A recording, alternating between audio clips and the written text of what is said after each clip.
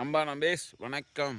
இப்போ என்னன்னா, நம்ம அண்ணன் விஜய் அவர்களுக்கு ஆளுநர் வந்து பதவியேற்பு விழா இன்னும் பண்ணாதுக்கிறாரு. 113 சீட்டு காமிச்சிட்டாரு. ஏன் இன்னும் வந்து 118 காமிக்கணும் அப்படிங்கிறாரு. அவர் தான் நாடாளுமன்றத்தில் நான் நிரூபிக்கிறேன் அப்படின்னு வந்து ஒரு ரிக்வெஸ்ட் சொல்கிறாரு. அவர் நிரூபிக்கிறாரு, கண்டிப்பாக நிரூபிச்சிருவார். நிரூபிக்கலைன்னா அவருக்கு என்ன பண்ணணும் ஏதுன்னு நம்ம தலைவருக்கு தெரியும். ஆனால் இந்த இதுக்கு பின்னாடி இந்த நாடாளுமன்ற தலைவருக்கு பின்னாடி யார் இருக்காங்க என்னன்னு தெரில. ஏன் இப்படி பண்ணிகிட்டு இருக்காங்க?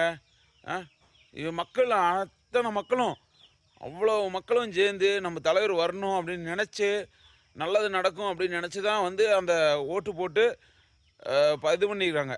அப்படி பதவியேற்க விழா இல்லை பண்ண மாட்டேன் அப்படின்னாங்கன்னா ரீஎலெக்ஷன் வச்சுருங்க. சரிங்களா? நாங்கள் மறுபடியும் அவரை கொண்டு வந்துக்கிறோம்.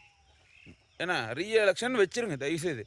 நாங்கள் அவரை கொண்டு வந்து நாங்கள் மறுபடியும் இதுக்கு மேலே அவரை வந்து 118க்கு மேலே வந்து கொண்டு வந்து தேக்க தெரியும். ஏன் வர அந்த கம்மி ஆச்சு காரணம் என்னென்னா, கவர்மெண்ட் பஸ்ஸு எல்லாமே கொண்டு டிப்போவில் அடைச்சிட்டாங்க. பாதி மக்கள் திரும்பி ரிட்டர்ன் ஆகிட்டாங்க. ஏன்னா அப்பவும் முடிஞ்ச அளவுக்கு வந்து ஓட்டு போட்டு இவ்வளோ தூரம் கொண்டு வந்துட்டாங்க.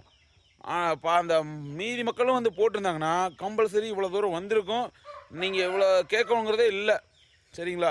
தயவுசெய்து ஒன்று ஒரு ரிக்வஸ்ட்டாக கேட்குறேன். நாடாளுமன்றத்தில் வந்து அவர் நிரூபிப்பார்.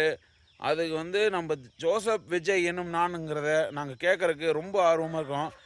ஆளுநர் வந்து கம்பல்சரி வந்து தயவுசெய்து அவருக்கு ஒரு பதவியேற்பு விழா பண்ணி வைங்க. நன்றி மக்களே.